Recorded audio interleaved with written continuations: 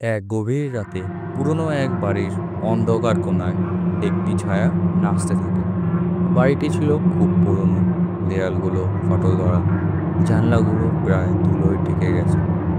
এই বাড়িতে থাকতো একটি মাত্র বৃদ্ধা মহিলা। রাতের নিস্তব্ধতা কেড়ে নিয়ে বৃদ্ধা মহিলা হঠাৎ শুনতে পেলেন একটি আওয়াজ। কে যেন তার নাম ধরে ডাকছে।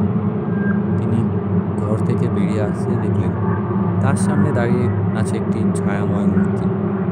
মহিলাটি ভয়ে কাঁপতে শুরু করলো। ছায়াটি ধীরে ধীরে তার কাছে এগিয়ে আসছিল। মহিলাটি চিৎকার করে উঠল, কিন্তু তার চিৎকার কারোর কানে পৌঁছালো না।